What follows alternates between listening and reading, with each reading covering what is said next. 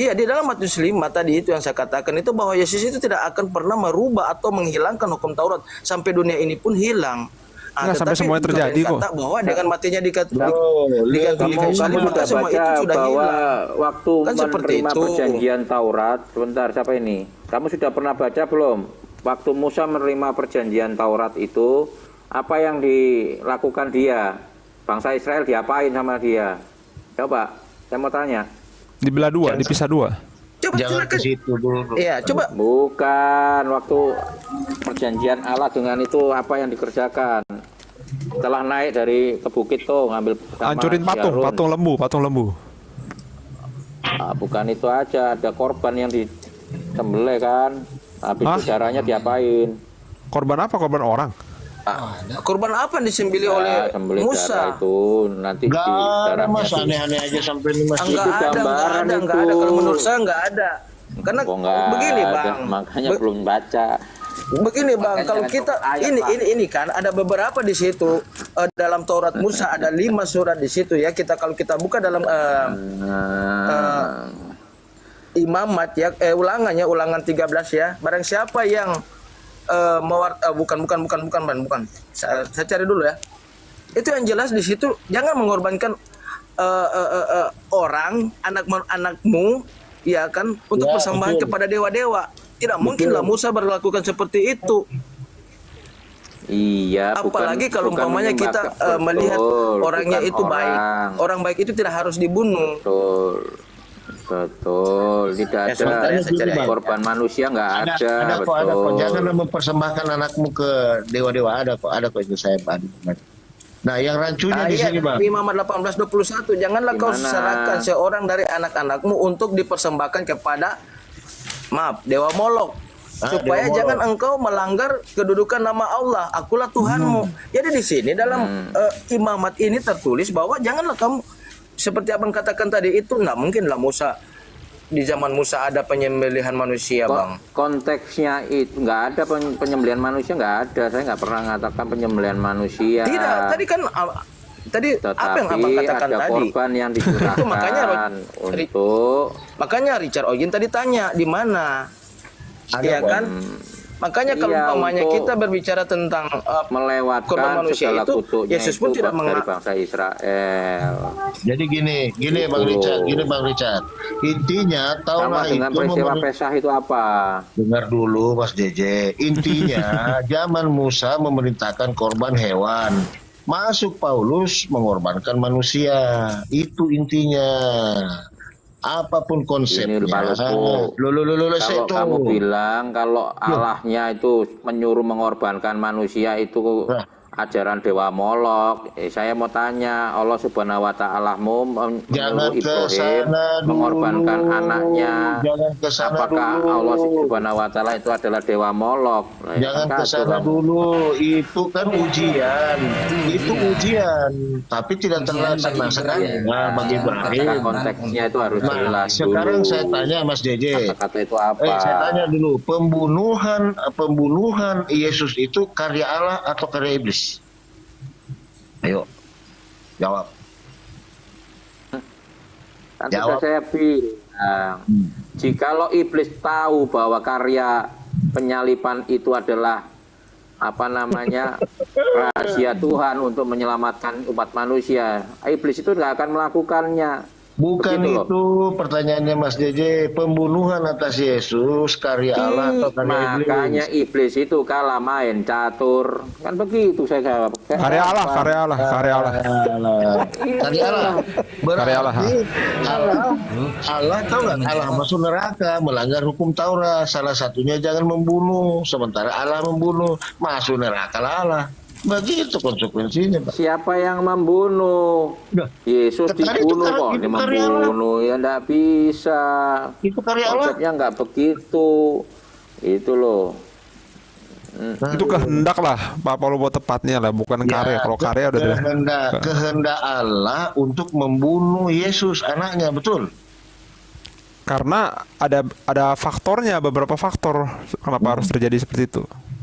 Ya, berarti Allah melanggar aturannya sendiri karena ada faktor. Lo enggak, awal sebelum Yesus Nah. turun ke bumi itu kan dia tahu nanti bakal begini udah tahu. Terlepas dari itu, apapun maksudnya, berarti Allah mengorbankan anaknya untuk dibunuh, untuk melanggar hukum Taurat itu. Jangan membunuh. Ya bukan untuk itu, untuk nembus Bukan manusia untuk punya melanggar dosa itu lah, Pak dosa Lopo, itunya. tetapi membayar harga. menebus loh, bukan berarti menjamin Membayar bahwa manusia harganya. aman. Nah, Buat nebus setiap lah Pak Palopo. kesalahan itu harus Tidak kalau di ada dalam konsep pelanggaran hukum Taurat itu harus Saya ragu sih ditebus sebenarnya dengan kalau jawabannya adalah untuk korban menebus darah, dosa. Bang Palopo. Tidak ada. Tapi bukan buat menjamin loh, buat Itu. menjamin bahwa manusia nggak ada dosa lagi, tapi buat menebus dosa. Lah tuh untuk apa dia turun Mas kalau tidak menjamin? Ayo saya tanya. Untuk apa? Loh, kan manusia dikasih free will, kehendak bebas. Dia cuma Ya, buat untuk menebus apa? dosa, Dia bukan turun menebus dosa, lalu ada lagi manusia berdosa. Untuk apa dia turun? kan Saya tanya. kan jawabannya bukan menjamin bahwa manusia dosanya aman semua. Nah sekarang gini, dia turun untuk apa Bang? Buat menebus tapi bukan menjamin. Menebus dosa untuk? Yang nebus dosa itu loh, dosa dari pohon ke itu dan baik dan buruk Oke, itu loh. setelah dia menebus dosa itu, apakah manusia tidak berdosa lagi? Itu free will manusia bisa berdosa lagi kalau dia nggak ngikutin jadi ajaran untuk Yesus. apa dia turun? Kalau manusia itu tetap akan berdosa, kan begitu. Efek dari buat larang itu manusia kan mati. Manusia Nah, tertentu oke. doang yang manusia Oke, tertentu sekarang doang yang saya bisa tanya. diangkat langsung ke surga Oke. kan. Elia sama Oke, Henok sekarang saya situ tanya. sama Musa. Anak bayi umur 1 tahun atau 8 bulan atau 5 bulan 1 tahun berdosa atau tidak? Ya kalau dosa asal yang dari buah terlarang itu masih ada efek karena mati dia. Masuk ke alam maut. Jadi kemana dia itu? Anak yang tidak tahu apa-apa, dia tidak minta untuk dilahirkan, dia masuk kemana nanti kalau meninggal? Kalau nggak diangkat Tuhan pada saat Yesus belum turun masuk ke alam maut semua. Hah? Masuk ke alam maut? Kalau waktu Yesus belum turun tuh kan karena manusia jatuh ke dalam oke. dosa dia masuk ke alam maut Oke, semua.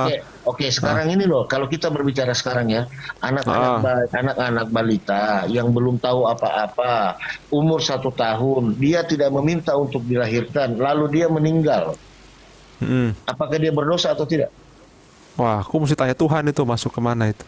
Iya, konsekuensinya Itu kan Anda membawa dosa Konsekuensinya waris. gini loh, Pak Lopo.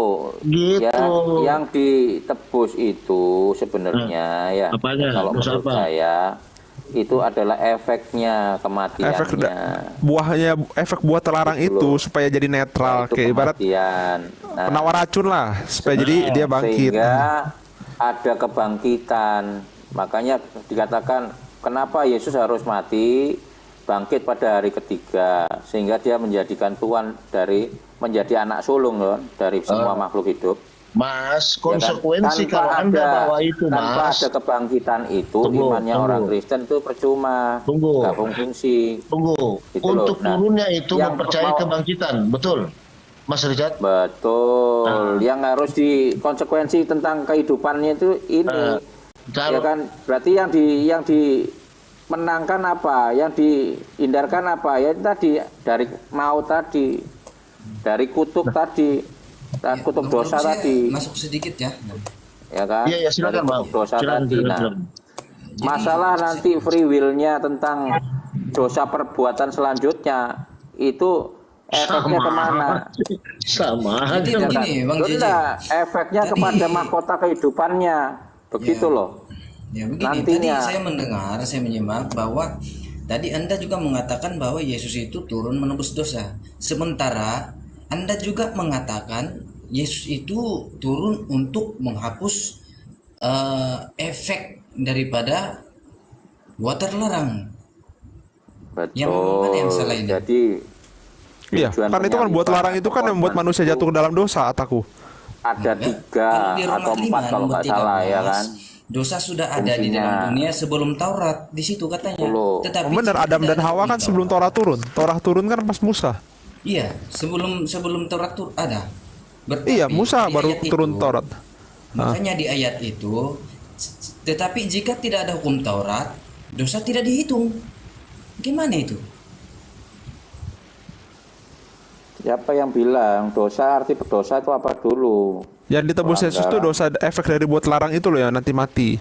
Iya. Ya, dosa memang sudah ada, cuma dosa tidak dihitung. Jadi kalau kita mengatakan bahwa Yesus itu Gimana datang ngomong untuk dosa nggak menebus dihitung?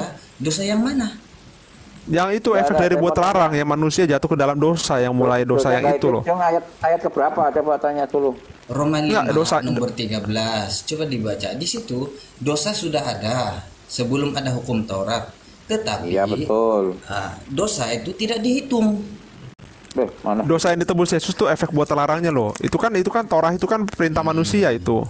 Berarti Selain bukan menebus 10 dosa perintah ya? Allah itu. Berarti Itu bukan yang efek menebus buat dosa. terlarang itu yang dari yang karena pohon itu loh, pohon buah bayi dan Ini begitu. Ini masuk. Roma berapa? Karena di Roma 5:13, meskipun demikian efek daripada buah terlarang itu menyebabkan maut. Heeh. Itu kan? Itu yang ditebus Yesus supaya jadi kita nggak Nah. selamanya di alam maut, supaya bisa bangkit. Ya, betul. Yang berkuasa di atas maut itu siapa? Yang megang maut, yang berkuasa atas segalanya tetap Tuhan lah. Iblis. Baca Cuma dong. yang mimpin kerajaan maut ya itu Abaddon itu kalau dari kerajaan maut. Kuasa maut itu iblis. Baca. Tapi yang kuasa atas segalanya ya Tuhan dulu lah, bro. Itu cuma dia dikasih kuasa untuk maut kan. Iya. Kalau sebentar, Kalau Bang. kamu Kalau- masuk ke sebentar, sekarang Bang. di dunia ini ya kamu kuasa maut, Pak Lopo. Bang, begini Bang, kalau konsep itu memang benar tentang kebangkitan. Mendingan saya nggak usah bangkit deh, gue jadi penjahat aja di dunia setelah mati nggak kemana-mana lagi. Kalau ini kan masih bahaya, masih ada neraka, masih ada surga, kan gitu konsepnya mana? Bang. Logis nggak? Jadi Nah, begini ya Bang JJ, mendingan- Bang JJ, Bang Odin ya. Jadi di sini kalau kita berbicara tentang diksi kebangkitan, penyaliban dan penebusan dosa, sebenarnya kalau kita berbicara tentang penyaliban, ya kan, yang dimana biasa saudara Kristen selalu mengambil ayat dari Yohanes 3:16 kalau nggak salah ya, dimana bahwa Allah itu telah memberikan anak yang tunggal, ya kan, barang siapa yang percaya kepada dia akan diselamatkan dunia ini kan, seperti itu. Jadi sebenarnya kalau kita buka di dalam Alkitab, perjanjian lama, sebenarnya Tuhan tidak memerlukan ini pengorbanan seperti itu. Dan di dalam Alkitab perjanjian baru juga itu ada tertulis di dalam Lukas, Matius sama Markus bahwa anak manusia ini bisa mengampuni dosa. Kan seperti itu. Dan mengenai tentang penebusan dosa ini, ada tidak di dalam Alkitab itu bahwa Yesus itu pernah menyebut nama Adam? Ada tidak dalam Alkitab bahwa Yesus itu pernah menyebut dosa waris dari Adam? Menyebut nama Adamnya pun dia nggak pernah barangkali. Lantas dari mana ide penebusan dosa ini dari Adam ini kepada Yesus? Paulus. Iya kan seperti Paulus. itu. Coba kita buka di dalam di dalam 1 Yohanes 4 nomor 1 kita baca di situ. Ada tidak di situ disebutkan oleh Yesus mengenai Adam itu sendiri? Jadi ini ide penebusan dosa ini atau ideologi tentang kebangkitan, penyaliban dan penebusan dosa ini mungkin berawal memang dari Paulus. Nah sekarang penyaliban ini yang dimana tadi dikatakan Bang Palopo ya, ada tidak di sini? Anggaplah saya tanya, ada tidak di sini andil daripada iblis? Karena kenapa? Waktu penyaliban itu, sebelum penyaliban, kita buka dalam Yohanes 13 nomor 2. Apa kata iblis di situ? Apa kata iblis kepada Yudas di situ? Pada waktu mereka makan bersama, masuklah iblis ke dalam hati Yudas membisikkan suatu rencana. Nah, konteks ayat ini mungkin bertentangan dengan Yohanes 13 nomor 6 tadi itu, bahwa Allah telah memberikan anak yang tunggal. Barang siapa yang percaya kepada dia akan diselamatkan. Iya kan? Jadi di sini di dalam Yohanes 13 nomor 2 di sini apa yang dibisikkan iblis oleh Yudas? Agar Yesus ditangkap dan disalibkan. Berarti di sini tidak secara langsung ada penunggangan oleh iblis di sini sampai ada dinamakan penyaliban, dan di situ disebutkan ada di situ bahwa Yesus mengorbankan dirinya sebagai penebusan dosa.